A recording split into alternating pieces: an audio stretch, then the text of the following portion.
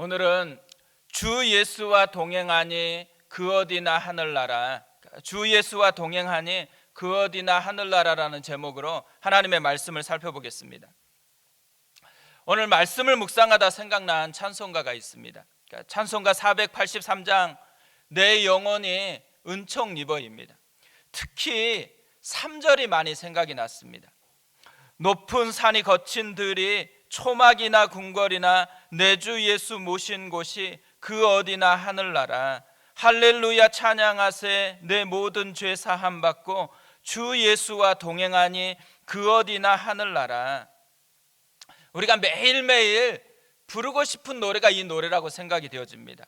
가정에서도 주 예수와 동행하니 우리 가정이 하늘나라. 일터에서도 주 예수와 동행하니 이곳이 하늘나라. 이 노래를 계속해서 부르고 싶은 거죠. 우리가 가는 곳마다, 우리가 존재하는 모든 곳에서 주 예수와 동행하니 그 어디나 하늘나라, 이렇게 고백하고 싶어 하는 것이 우리의 마음이라고 생각이 되어집니다. 성전은요, 예배를 통해서 하나님과 관계가 회복되어지고 또 하나님의 임재를 회복하는 곳입니다. 결국 주 예수와 동행하니 그 어디나 하늘나라, 이것을 회복하는 것이 성전이라는 것이죠. 그런데 그런 성전이 마침내 완공이 되었습니다. 15절을 보면 다리오 왕 제6년 아달월 3일에 성전 일을 끝내니라. 다리오 왕 제6년, 이때가 주전 516년이었습니다. 성전이 언제 무너졌냐면 주전 586년에 솔로몬 성전이 무너졌습니다. 주전 586년에 성전이 무너졌고요, 주전 536년에 성전 공사를 다시 시작을 했습니다. 그러다가 사마리아 사람들의 방해로 16년 동안 중단되었다가 520년에 다시 시작을 했습니다. 그리고 4년 만인 주전 516년에 완공이 됐습니다. 무너졌다가 다시 세워졌던 이 기간이 70년입니다. 많은 학자들은 예레미야가 예언해 놓았던 70년이 차면 회복될 것이다, 이때의 70년이 언제냐면 성전이 무너졌다가 성전이 다시 세워진 그 기간을 이야기한다고 합니다. 뭘 얘기하고 싶은 거겠어요? 성전이 무너진 것이 이스라엘의 무너짐이었다라는 거예요. 성전이 다시 세워지는 것이 이스라엘이 다시 세워지는 이야기라는 거죠. 그러니까 성전이 그만큼 중요하다라는 것입니다. 그런데 오늘 말씀을 보면요, 독특한 표현이 하나 나옵니다. 14절에 보면 유다 사람의 장로들이 선지자 학개와 이도의 손자 스가랴의 권면을 따랐으므로 성전 건축하는 일이 형통한지라. 이스라엘 하나님의 명령과 바사왕 고레스와 다리오와 아닥사스다의 조서를 따라 성전을 건축하며 일을 끝내되, 지금 성전이 언제 끝마쳤다고 얘기했냐면 다리오 왕 때 완공됐다고 분명히 앞에 얘기를 했어요. 그런데 여기에 보면 시대에 맞지 않는 왕의 조서 하나가 나와요. 아닥사스다 왕의 조서가 나옵니다. 이 아닥사스다 왕은 다리오 왕보다 훨씬 몇십 년 후에 있는 그런 왕이거든요. 에스라와 느헤미야 시대에 있었던 왕입니다. 그런데 이 아닥사스다 왕의 조서까지 포함해가지고 성전이 완공되었다고 그렇게 이야기를 합니다. 이 아닥사스다 왕 때는요, 이미 성전 완성됐어요. 그때 뭘 완성해요? 성벽을 완성을 했습니다. 실수로 기록한 것은 아니잖아요. 의도하는 게 있는 거예요. 뭘 의도하고 있는 것이겠어요? 성벽을 공사했는데 그것까지 포함해서 성전 완공을 얘기하는 것, 이것은 하나님이 그리고 있는 성전의 회복은 훨씬 더 넓은 그림을 가지고 있다라는 거죠. 하나님이 회복하고 싶었던 것은 단지 보이는 그 성전 건물 하나만이 아니라는 거예요. 삶의 터전이었던 성벽까지 포함하고 있다라는 거죠. 모든 삶의 하나하나를 다시 회복시키고 싶은 것, 이것이 하나님의 마음이었다라는 것이죠. 우리가 하나님의 성전을요, 한정된 공간만 생각하면 안 된다라는 것입니다. 하나님이 함께하고 싶은 것은 한정된 공간에서만이 아니에요. 성벽으로 상징하고 있는 삶의 모든 영역, 우리가 살아가는 모든 영역에서 함께하고 싶어 하는 것이 하나님의 마음이라는 것이죠. 그런 의미에서 보면요, 주 예수와 동행하니 그 어디나 하늘나라, 이게 하나님의 마음이라는 거예요. 우리가 설거지할 때도 그것이 하나님의 나라고, 공부하는 의자에 앉아있는 것도 하나님의 나라고, 일하는 하나하나가 하나님의 나라이기를 원하는 것, 이게 하나님의 그리고 있는 우리를 향한 마음이라는 거죠. 신앙생활은요, 주일 한 날을 특별하게 보내는 게 아니에요. 모든 날을 주 예수와 동행하며 사는 것입니다. 신앙생활 한다는 것은 예배당 안에서만 주 예수와 동행하는 게 아니에요. 우리의 삶의 모든 영역에서, 삶의 전체에서 주 예수와 동행해 가는 것이 하나님이 원하는 신앙생활이라는 거죠. 이게 성전의 정신이고 예배의 정신이라는 것입니다. 이런 정신을 알았기 때문에요, 이스라엘 백성들은 성전을 건축하기 시작하면서 뭐래요? 예배를 드렸어요. 그리고 또 16절을 보세요. 이스라엘 자손과 제사장들과 레위 사람들과 기타 사로잡혔던 자의 자손이 즐거이 하나님의 성전 봉헌식을 행하니, 성전 공사를 마치자마자 성전 봉헌식을 행합니다. 뭘 한다라는 거예요? 예배로 마무리를 하고 있다라는 거예요. 예배로 시작을 하고 예배로 마무리를 하고 있습니다. 예배가 삶이었어요. 참된 예배자였다라는 것이죠. 우리도 그랬으면 좋겠어요. 우리도 삶의 모든 게 예배였으면 좋겠어요. 하나님과 동행하는 것이었으면 좋겠어요. 그래서 오늘 말씀을 통해서요, 이 성전 봉헌식에 드러난 참된 예배의 정신이 뭔지를 좀 살펴봤으면 좋겠습니다. 두 가지 살펴볼 텐데요, 첫 번째 참된 예배의 정신은 감사와 헌신을 표현하는 예배라는 거예요. 성전 봉헌식, 좀 익숙하지 않는 말이잖아요. 봉헌한다, 드린다, 이런 의미거든요. 그러니까 이때까지 인도해 주신 하나님께 감사와 헌신으로 표현해서 드리는 예배라는 의미인 거죠. 그러니까 성전이 완공되자마자 왜 성전 봉헌식을 하겠어요? 감사하고 싶은 거예요. 하나님께서 이때까지 도와주시고 함께 하시고 모든 공사 하나하나를 이끌어 주신 그 은혜에 대한 감사를 표현하고 싶은 것이죠. 또 감사를 넘어서 어떻게 하고 싶은 거예요? 이제부터는 진짜 주님과 함께하는 삶을 살고 싶은 마음의 헌신을 주께 표현하고 싶은 것이죠. 그래서 이 봉헌식은요, 감사 예배예요. 또 헌신 예배라는 것입니다.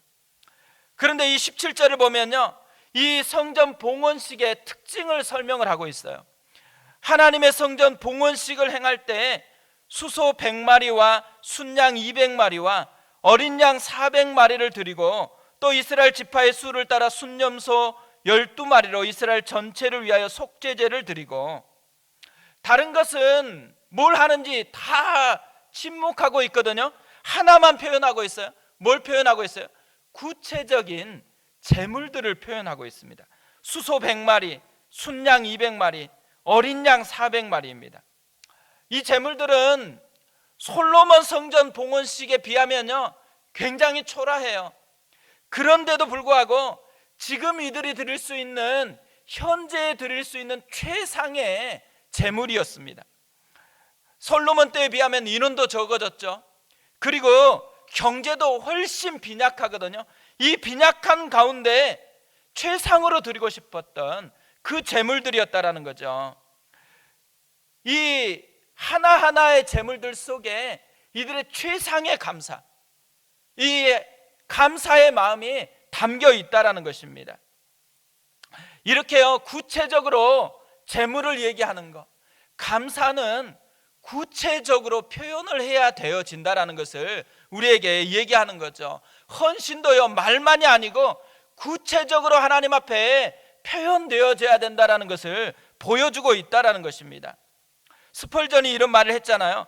별빛을 보고 감사하는 사람에게는 달빛을 주시고, 달빛을 보고 감사하는 사람에게는 햇빛을 주시고, 햇빛을 보고 감사하는 사람에게는 해와 달이 필요 없는 영원한 빛을 주신다. 감사를 구체적으로 표현하면 표현할수록 더 풍성함을 누리게 되어진다는 것입니다. 지난주에 분당우리교회 한 권사님이 저한테 연락을 해왔습니다. 우리 특세하고 있는 걸 영상으로 보는지 모르겠어요. 내일이 마지막 날이잖아요. 분당우리교회에서도 마지막 날은 항상 잔치를 했거든요. 그래서 본인이 우리 교회 특세 마지막 날에 옥수수를 좀 한 분 한 분 대접하고 싶다고 몇 명 나오냐고 그렇게 좀 알려달라고 연락이 왔습니다. 그래서 제가 생각해 보니까 이미 정부에서도 음식을 먹지 말라는 지침이 떨어졌고, 그리고 이 옥수수 받으면 삶아야 되잖아요. 삶고 다 해야 되는데 그거에 집중하기보다는 예배 자체에 집중하는 것이 더 낫겠다 생각해가지고 마음만 받겠다고 그렇게 이야기를 드렸습니다. 근데요, 딱 그렇게 얘기하고 나서 기분은 되게 좋은 거예요. 마음이 되게 좋더라고요. 하나님의 격려하심으로 그렇게 느껴졌습니다. 감사를 표현하면 그 표현 때문에 누군가가 또 기쁨을 누린다라는 것을 맛보게 되어진 것이죠.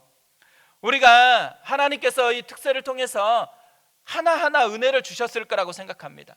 우리의 감사를 담아가지고 이번 주일에 특세 감사 헌금을 하려고 합니다. 이 감사 헌금은 다 모아가지고 농어촌 교회, 그리고 또 도시에서 힘겹게 목회를 하고 있는 미래 자립교회를 위해서 쓰여지려고 합니다. 우리의 감사가 누군가에게 또 다른 격려가 되었으면 좋겠습니다. 우리의 삶에서요, 일상 하루하루 살아가면서 이 감사를 좀 구체적으로 표현을 해봤으면 좋겠습니다. 집에서도 좀 감사를 표현해보고, 또 누군가를 만나면 감사를 좀 표현해 보았으면 좋겠습니다. 그러면 그 감사가요, 뭐가 담겨 있어요? 하나님의 은혜에 대한 표현이 담겨 있는 거죠. 감사가 예배예요. 감사가 또 다른 사람을 살리는 통로가 되어진다는 것이죠. 두 번째로 참된 예배는요, 과거를 정리하고 새로운 미래를 준비하는 예배라는 거예요. 성전 봉헌식 때요, 이스라엘 백성들이 행하는 독특한 두 가지를 소개를 합니다. 17절 하반절에 이렇게 되어 있습니다. 또 이스라엘 지파의 수를 따라 순염소 12마리로 이스라엘 전체를 위하여 속죄제를 드리고, 이스라엘 전체를 위해서 속죄제를 드렸다고 표현을 하고 있습니다. 이건 개인적인 죄에 대한 속죄가 아니에요. 그러니까 과거에서부터 지금까지 하나님을 떠났었던 민족의 죄악, 모든 공동체의 죄악을 공적으로 속죄하는 제사입니다. 그래서 이스라엘 지파의 수를 따라서 순염소 12마리로 속죄제를 드렸다고 이야기를 합니다. 하나님을 떠났었던 과거, 하나님을 멀리 했었던 과거, 또 하나님을 무시했었던, 하나님과 관계의 벽을 쌓고 있었던 과거, 하나님께 나아가는 것을 방해했었던 이 과거를 정리하는 게 예배라는 거예요. 그래서 그 과거를 정리하는 속죄제를 드리고 있는 것입니다. 이렇게 예배를 드린다는 것은요, 역사하실 하나님의 임재를 회복하기 위해서 방해하는 과거를 정리해야 한다는 것을 얘기하는 것이죠. 우리는 이스라엘 백성들처럼 짐승 가지고 와서 속죄를 할 필요가 없습니다. 이미 예수님께서 우리의 속죄제가 되셨어요. 우리 죄를 대신해서 십자가에서 죽어주셨습니다. 그래서 대신 우리가 해야 될 게 있어요. 제물을 드리는 것은 아니지만 요한일서 1장 9절대로 하시면 됩니다. 만일 우리가 우리 죄를 자백하면 그는 미쁘시고 의로우사 우리 죄를 사하시며 우리를 모든 불의에서 깨끗하게 하실 것이요. 우리가 고백하는 그 순간 무슨 사건이 일어난다라는 거예요? 예수님이 십자가에 죽었던 그 사건이 내 사건이 되어진다라는 것이에요. 그래서 하나님 앞에 자백함으로 그것을 내가 하나님의 마음을 아프게 하는 나의 죄악이었다고 고백하는 것으로 우리의 속죄제를 대신하는 그것이라는 거죠. 우리는 짐승 피가 아니고 십자가에 보혈을 붙들고 하나님의 은혜로 나아가는 존재가 되었다라는 것입니다. 매일매일요, 우리의 과거를 청산하는 이 은혜가 우리 가운데 있어야 된다라는 것이죠. 또 하나 성전 봉헌식 때 했던 것을 이렇게 이야기합니다. 18절에 보면 제사장을 그 분반대로 레위 사람을 그 순차대로 세워 예루살렘에서 하나님을 섬기게 하되 모세의 책에 기록된 대로 하게 하니라. 예배를 섬길 사람들을 세웠다라는 것이죠. 왜 사람을 세웠겠어요? 하나님을 섬기는 미래를 준비하고 있는 것이죠. 이제부터는 진짜 하나님을 떠나지 않고 하나님을 사랑하면서 가까이 하는 삶을 살아가겠다고 결심을 한 것입니다. 예배는요, 이렇게 하나님과 동행하는 삶을 준비하는 거예요. 결국 참된 예배는 뭘 하는 거라는 거예요? 과거를 정리하고 앞으로의 미래를 대비하는 것이 참된 예배 가운데 일어나야 될 일이라는 것이죠. 우리가 예배를 드릴 때마다요, 과거를 정리해야 돼요. 예배를 드릴 때마다요, 미래를 꿈꿔야 돼요. 하나님과 동행하는 그 삶을 꿈꾸면서 나아가는 것이 참된 예배의 모습이라는 것입니다. 우리가 부르신 곳에서 해야 될 진짜 중요한 것 하나가 있다면 성전의 이 정신을 회복하는 거예요. 참된 예배를 회복하는 것입니다. 부르신 그곳에서 우리가 우리의 예배를 회복해야 되는 것이죠.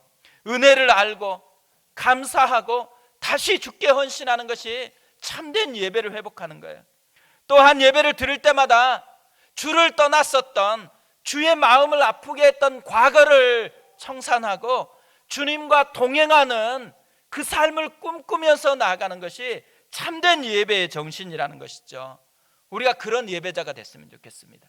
우리가 매주마다 예배를 드릴 때마다 이런 은혜가 우리 가운데 회복되는 그런 예배 공동체가 되었으면 좋겠습니다. 우리 이 마음을 가지고 오늘 함께 우리 기도했으면 좋겠습니다. 우리 하나님 앞에 기도할 때, 하나님, 오늘 나의 예배가 어떠한지, 하나님, 나의 예배가 회복되게 도와주시옵소서. 하나님, 내 속에 끊임없이 하나님이 동행하면서 우리를 돕고 살아가고 있기 때문에 우리가 숨쉬고 있는 것입니다. 하나님의 이 임재를 보는 눈을 열어주셔서 우리 마음에 감사함이 일어나게 도와주시옵소서. 그 하나님 앞에 인생을 드리는 헌신이 있게 도와주시옵소서. 또한 하나님 아버지, 끊임없이 우리 속에 예배를 방해하는 옛적인 본성이 살아납니다. 내 정과 욕심이 십자가에 못 박혀 죽어야 됩니다. 과거를 청산하게 도와주시고 다시 주와 동행하여 가는 그 삶을 꿈꾸는 그 사람 되게 도와주시옵소서. 하나님, 우리 공동체의 예배가 회복되게 도와주시옵소서. 특별히 하나님께서 매주마다 우리가 예배를 드려집니다. 매주마다 드려지는 예배 가운데 참된 예배의 풍성함이 회복되어질 수 있도록 하나님 은혜를 공급하여 주시옵소서. 우리 같이 한번 기도하겠습니다.